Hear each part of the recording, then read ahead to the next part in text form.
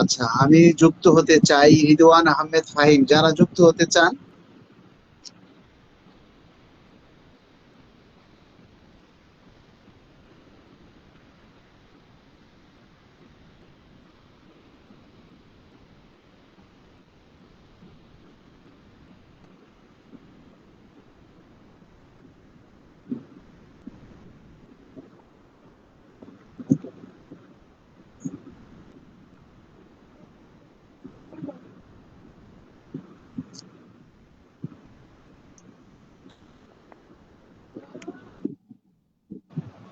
আসসালামু আলাইকুম। আসসালামু আলাইকুম ভাইজান। জি, ওয়ালাইকুম সালাম। কে যুক্ত হয়েছেন বলেন? ভাই আমি একটা বাহিনীতে আছি, তাই একটু ওই যে ক্যামেরার সামনে আসতে চাইতেছি না। জি, বাহিনীতে আছেন না? জি জি জি জি। আচ্ছা, বলেন। ভাইজান আসলে সত্যিকার অর্থে দেশের যে অবস্থা, আর আমরা তো আসলে প্রতিবাদে করতে পারি না, আমাদের তো হাত পা বাঁধা, সেটা তো ভালো করেই জি। জানেন। যে এই আমাদের বিষয়টা তো আমরা মুখ খুলে বলতে পারি না। সেই ক্ষেত্রে আপনি বলেন, আপনার ভিডিওগুলো আমি দেখি, সবসময় সাপোর্ট করি।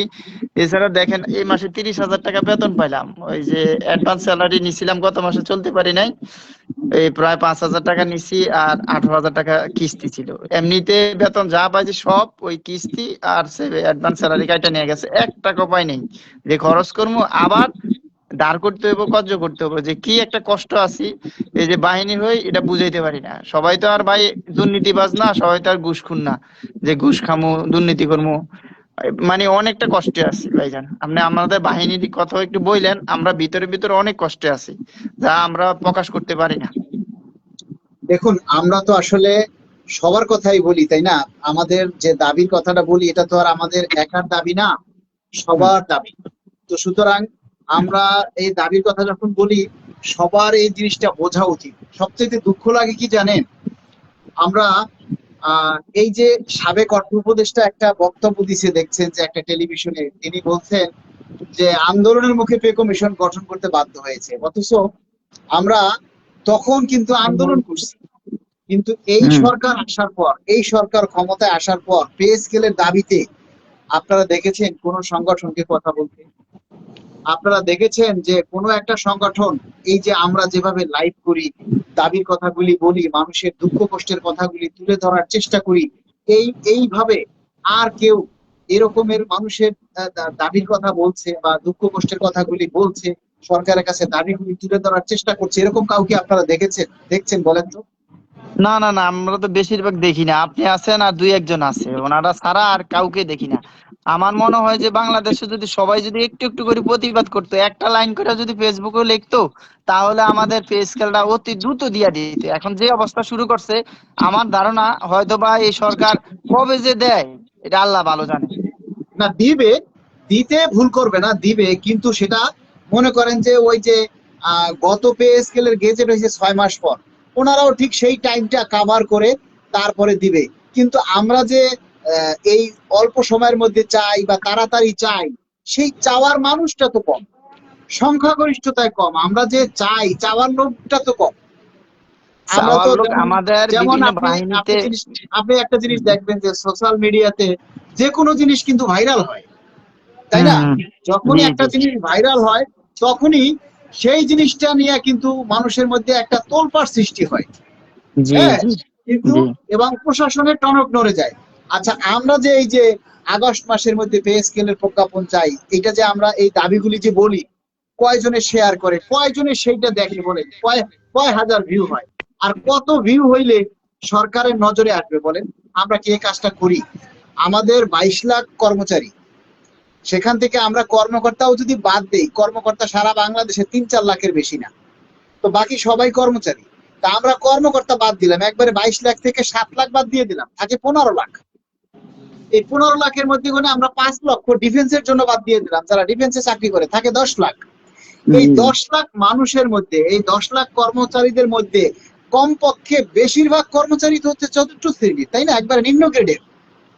তাহলে সেই গ্রেডের সংখ্যা বেশি। তাহলে এই 10 লাখের মধ্যে যদি 1 লাখ কর্মচারীও আমাদের একটা দাবির কথা শেয়ার করে, 1 লাখ শেয়ার হওয়ার কথা, 1 লক্ষ একটা দাবিতে 1 লক্ষ লাইক হওয়ার কথা, 1 লক্ষ কমেন্ট হওয়ার কথা, তাহলে আমি এই যে পে স্কেলের দাবির কথা বলছি, এটা কি শুধু আমার একার জন্য, সবাই সুবিধা ভোগ করবে? তাহলে সেই মানুষগুলি কোথায়?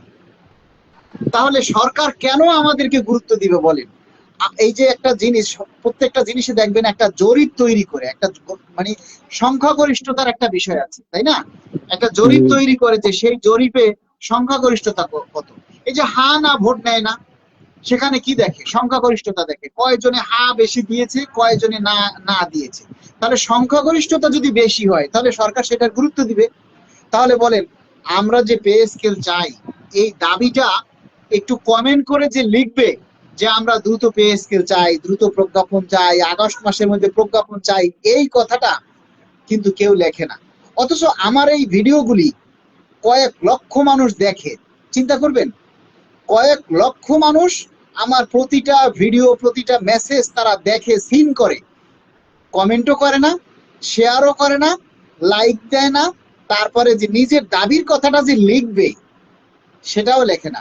মনে হয় যেন আমি একটা ঠিকাদারি নিয়েছি, আমি বাংলাদেশের কর্মচারীদের পক্ষ থেকে আমি একটা কন্ট্রাক্ট নিয়েছি, ঠিকাদারি নিয়েছি, আমি একাই বলবো, আমি একাই শেয়ার করব, আর বাস্তবায়ন হলে সবাই মিলে ভাগযোগ করে খাবে।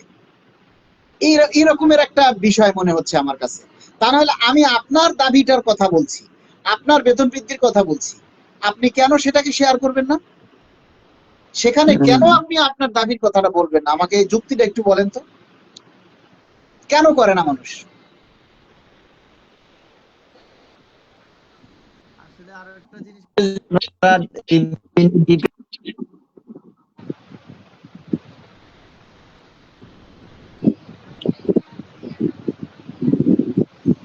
আন্দোলনের ডাক দিন। আন্দোলনের ডাক দিলে কে আসবে বলেন? আন্দোলনের ডাক দিলে কে আসবে? একটা আন্দোলনের ডাক দেওয়া হয়েছে, একটা আন্দোলনের ডাক দিয়েছে আগামী 7ই আগস্ট। আগামী 7ই আগস্ট জাতীয় প্রেস ক্লাবে আসুন।